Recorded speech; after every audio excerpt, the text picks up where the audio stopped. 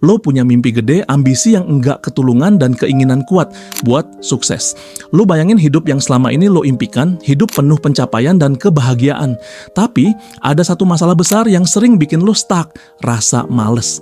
Lo udah tahu persis apa yang harus lo lakuin, tapi entah kenapa, lo nggak ngejalaninnya.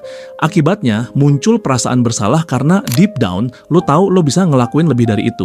Rasa bersalah itu terus numpuk dari hari ke hari, minggu ke minggu, bahkan bulan ke bulan, sampai akhirnya berubah jadi penerimaan.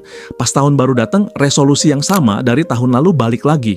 Lo mulai dengan semangat tinggi, dipenuhi motivasi dan sedikit ilusi bakal perubahan besar. Tapi, sebelum lo sadar, prokrastinasi datang kayak kerabat yang selalu mampir tanpa diundang.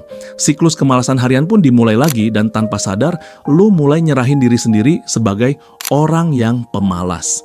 Terus, gimana cara ngatasi siklus ini? Gimana cara ngalahin prokrastinasi biar lu bisa ngecapai tujuan yang lu inginkan? Banyak video di internet kasih tips ngatasi prokrastinasi, kayak hapus media sosial atau ilangin gangguan. Meskipun solusi-solusi ini bisa bantu dalam jangka pendek, mereka gagal nanganin akar masalah sebenarnya. Masalah utama di balik prokrastinasi bisa dirangkum dalam satu kata, inersia. Dalam fisika, inersia itu kecenderungan benda diam buat tetap diam, dan benda bergerak buat tetap bergerak kecuali ada gaya eksternal yang memengaruhi. Ini juga dikenal sebagai hukum pertama Newton tentang gerak. Nah, konsep ini ternyata juga berlaku dalam kehidupan sehari-hari. Memulai sebuah tugas, nggak peduli sekecil apa, butuh dorongan awal dan energi buat ngatasi keadaan diam, inersia.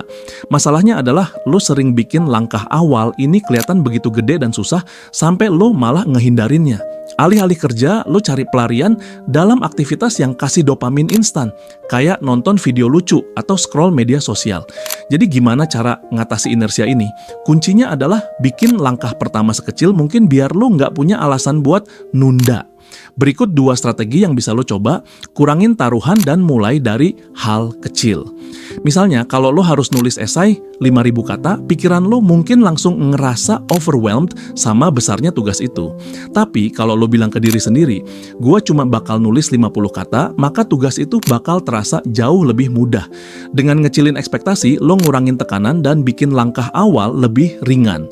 Biasanya, setelah lo mulai, momentum bakal terbangun, dan lo bakal nemuin diri lo nulis lebih dari 50 kata. Aturan 2 menit. Kalau lo bener-bener nggak pengen ngelakuin sesuatu, janjiin ke diri sendiri bahwa lo cuma bakal ngelakuinnya selama 2 menit. Setelah itu, lo boleh berhenti kalau mau. Contohnya, kalau lo males bersihin kamar, nyalain musik favorit lo dan bersihin kamar. Cuma selama durasi 1 lagu. Seringkali lo bakal nemuin diri lo lanjutin pekerjaan setelah waktu 2 menit habis. Ini karena objek yang udah bergerak cenderung tetap bergerak.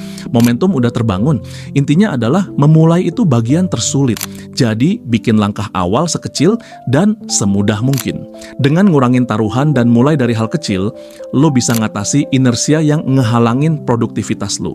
Strategi ini bisa diterapin di berbagai aspek kehidupan, baik itu olahraga, kerja di proyek sampingan, jaga hubungan, atau bahkan nyelesain tugas-tugas rumah tangga. Seperti kata Martin Luther King Jr., lo nggak perlu lihat seluruh tangga, cukup ambil langkah pertama. Langkah kecil itulah yang bakal bawa lo menuju perubahan besar. Ingatlah, setiap perjalanan panjang dimulai dari 1 langkah kecil. Jadi mulailah hari ini, ambil langkah pertama lo menuju hidup yang lebih produktif dan bermakna.